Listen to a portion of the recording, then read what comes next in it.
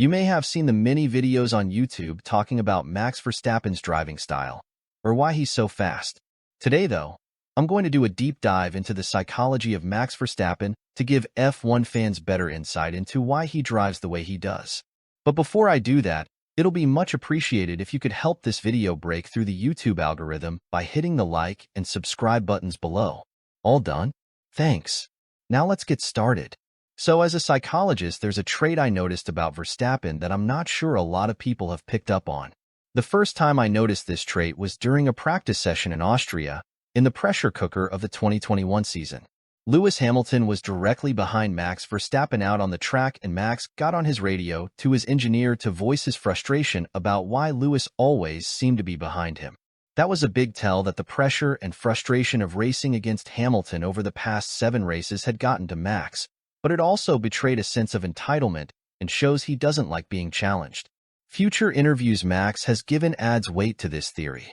In an interview with Sky Sports F1 in the 2023 season, Max was asked if he enjoyed seasons like 2022 and 2021 where he had close battles with Leclerc and Hamilton, or seasons like 2023 where he had no challengers. Max chose the latter, which was quite surprising to me. More recently, in another interview with Sky Sports F1 in China this year, Max was asked if he'd like to be 20 seconds in the lead or involved in a battle for the win with another driver. Max chose the easy win, stating that the close battles for race wins was something he'd done when he was younger, and now he'd prefer to not be challenged. I found these responses by Max quite perplexing, as other drivers often relish being in battles with their peers. Just take Lewis Hamilton, for instance, who, when asked similar questions in the past during Mercedes' era of dominance, always said he would love to be in close battles with other drivers for championships.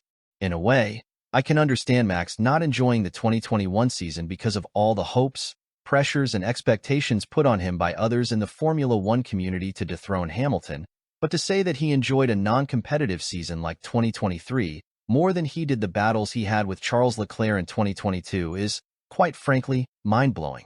But to understand Max's preferences, you need to understand his psychology. And to do this, we need to go back to Max's youth and understand the type of expectations and pressures Jos Verstappen would have put on his son. It's common knowledge both of Max's parents were former karting and racing drivers, with Jos Verstappen reaching the pinnacle of motorsports when he entered F1 in 1994.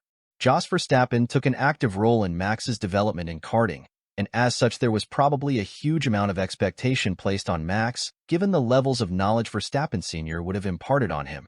Max would have effectively been on an advanced training program from a young age, with access to knowledge that his peers wouldn't come across until they reached categories of motorsport one doesn't see until they reach adulthood. So it would be safe to assume that Jos Verstappen would have expected a young Max to dominate his competitors in karting events. In fact, some of the details we already know about their father-son relationship shows how seriously Jos Verstappen was taking his young son's development. There's no way Jos would have been happy with Max being involved in close battles for race wins with another karter who, most likely, didn't have the level of guidance Max had. To Jos, given that he was fully aware of what was at stake, this would have been seen as Max underperforming. On the other hand, Max in front with a sizable lead would have been seen by Jos as a success. And it's this that explains why Max, now a 3-time world champion, asterisk or no asterisk, prefers championships and races where he's unchallenged to those where he has competition and has to fight for wins. Max may not even realize it, but he probably subconsciously associates close battles with the negative emotions and stress that were caused by his father's responses to these type of races when he was younger. Close battles, regardless of whether he won or not, meant stress, while easy wins meant calm. So what does all this mean for the short-term future of F1? Well, don't expect Red Bull to hire anyone that would pose any kind of threat to Max. First off, Red Bull's actions show they don't want anyone at Red Bull that could challenge Max. They had a chance to hire Alonso when his Alpine contract was expiring in 2022 to replace the underperforming Sergio Perez. They chose to stick with Checo even though Alonso had been doing the rounds in the media, while still under contract with Alpine, telling everyone he'd like to drive the Red Bull as it would be his best chance in the years he has left in Formula One to get a shot at another world title.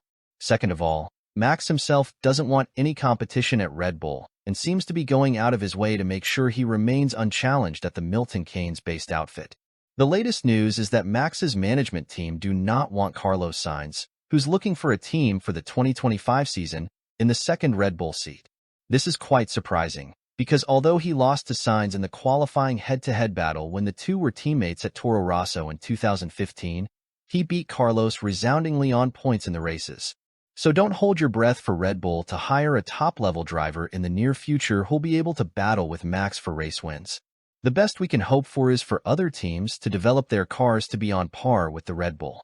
Thanks for watching, folks. Don't forget to support this channel and help this video beat the YouTube algorithm by hitting the like and subscribe buttons below. Till next time.